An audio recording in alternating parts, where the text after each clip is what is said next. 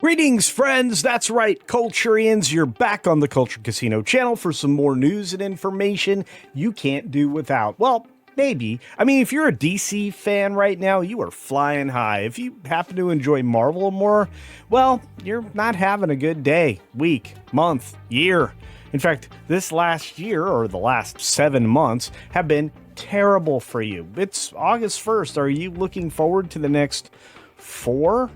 I don't think so. There's not a lot of hope in front of you, at least as far as Marvel is concerned. We've wrapped on what somebody could find interesting, unless you want to dive into Dismal Disney's Disney Plus for Vision Quest thing.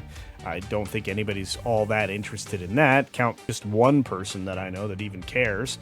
I will say this. Superman has crossed a threshold, one that, well, they haven't in a while, not since the Batman. Over $300 million in domestic earnings, and that number is still going up by a few million every single day. And not only that, it's going to be hard for Marvel to catch up, and that's kind of what we're talking about. Want to take a look at what's going on? I do. Here we go. Now, before we get started, quick reminder, double check you're still subscribed. Lots of people have been unsubscribed. If you don't see subscribe down there, click on it right now. It's free. Turn that little red button to gray and hit the, what do you call that? The notification bell and turn them all on.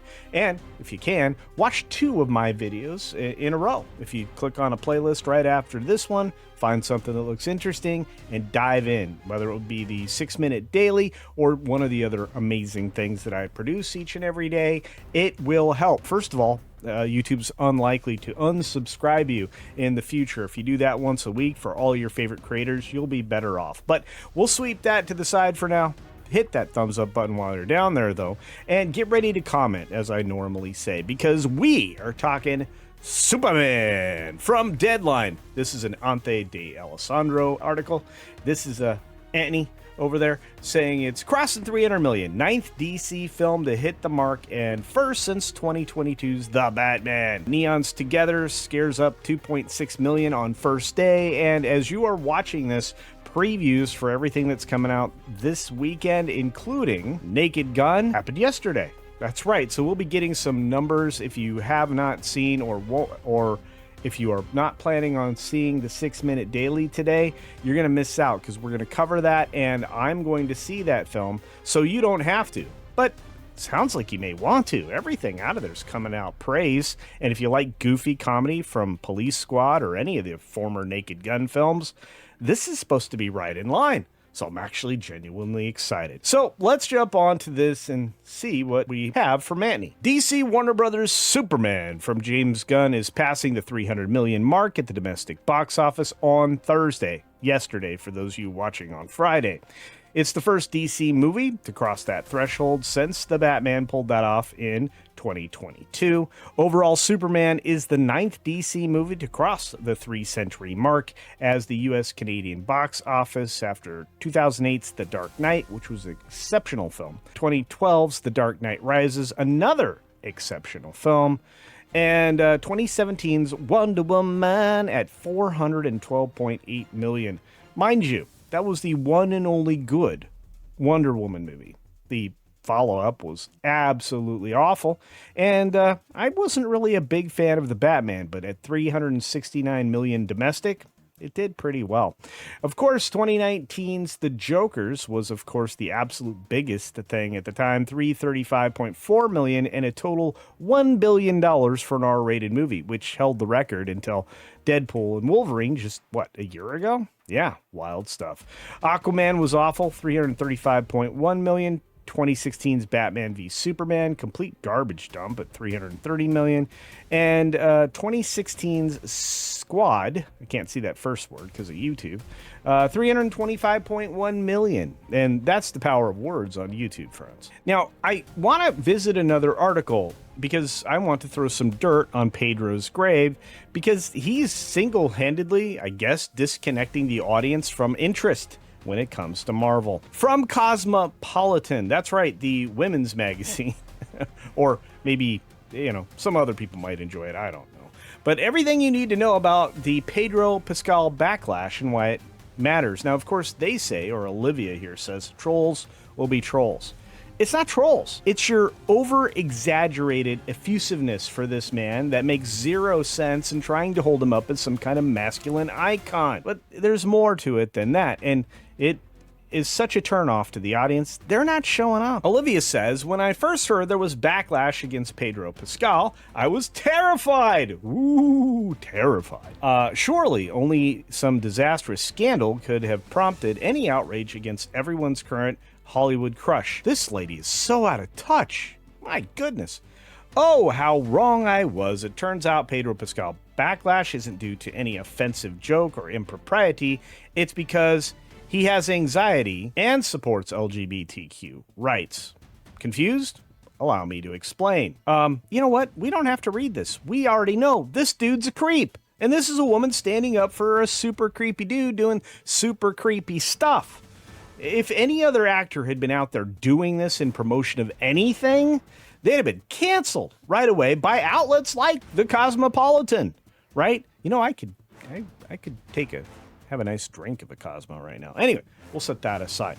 I can go through this whole article, but I'm not going to. I'm just going to tell you that these are the kind of problems that Disney always invites into their productions, into their promotions, into the marketing, into the film itself, which is the whole other problem with the film, which is why it's losing out to Superman and why it's going to finish well behind and not profitable. Back to our original article. The new movie starring David Cornsweet hit the threshold on the 21st day in theatrical release. In 3 weeks, 300 million. I haven't seen something do that in a while, and usually those are the films that creep ever closer to $1 billion. In fact, Disney's only seen, one of those, maybe two this year, and it didn't get them out of the depths. In fact, Snow White, Captain Anti-America, and Thunderbolts buried the Disney company this year. 2 of those are Marvel films. So it looks like they're going to have 3 losers on their hands versus Superman. But that's not the only story. The other story happens to be another Ari Aster movie, which they haven't been doing very well lately. And for good reason. He's just a little bit out there and they're a little bit garbage. But the good comp to Together is Ari Aster's pre-COVID movie, Midsummer, which was the only popular one that I've ever heard of. That opened over 5 days, granted its July 4th release, and the movie opened to $3 million first day, $10.9 million 5-day take, finaling at $27.4 million overall. That would probably be a decent comp to the expectations for Together. The cinema score is exactly the same as Midsummer, C+, but the Shanks title has better Rotten Tomatoes scores at 94% for critics and a rough 78% for audience. So that means the people who knew what they were walking into with this particular film knew that they were walking into a very odd film. And apparently they weren't disappointed. And for you DC fans out there, there's more good news because Superman is such a success at this point, according to Warner Brothers and the writer and director and other guy, whatever you want to call James Gunn, he's in sequel writing mode for Superman. But it's not Superman 2. What? Gunn just completed the press tour for Superman, but he has no time to relax as the DC Studios co-head has more things lined up. In an exchange on his social media with fans, Gunn revealed he is about to embark on a press tour for the 2nd season of the HBO series Peacemaker, as well as writing for follow-up Superman film. Well, that's amazing. Gunn's mentioning that he is writing a sequel to Superman left fans confused, as it contradicted what he said before the continuity of the Man of Steel would have it in the DC universe. The writer, director, and producer said he was working on a new script for a film where Superman could have a major role, but it wasn't a direct sequel to Superman. Yeah, that's going to be a big problem with Gunn. Now that he has all the toys, he can take them all out of the toy box and mash them around. And that was one of my biggest fears about the Superman film we were just crowing about, is that he was going to over cameo it and make it more of a Justice League, or whatever they're calling themselves right now, kind of a film. And while it did reek of cameos, it all fit together well and gave us a pretty good Superman film. The question is he going to get overzealous with all those toys? This is the same movie. Superman has a major role. It's not Superman 2, Gunn clarified. Back on July 13, when Gunn was asked if Superman 2 would be released or when, he replied, "Define Superman 2. So there's a reason he's coy. There's a reason why fans seem to be getting big wins. But as a fan, I don't really care. What I care is that we get good things.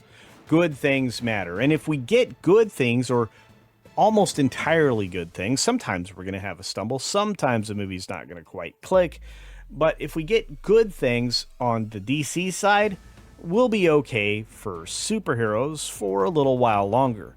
Not giant tentpoles maybe, but probably just good solid movies that get good solid box office that have a hint of profitability.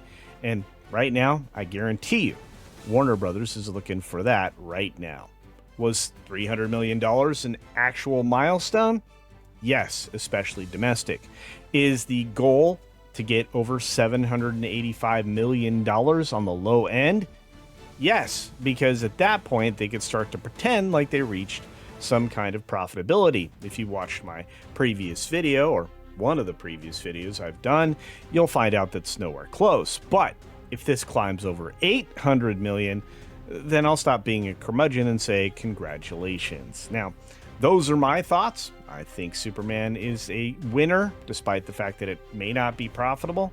But what do you think? Let me know your thoughts down in the comments section below. Do you think this is good news for Superman and DC? Do you think this is bad news for Marvel and Disney? Well, I would say one of those is accurate, and the other one, well, probably also accurate. But let me know your thoughts and any others you'd like to share down there in the comments section. As always, be sure to take care of yourself, take care of others, wash your hands, because you could still get a summer cold. And until next time, see ya! Maybe it's Superman again.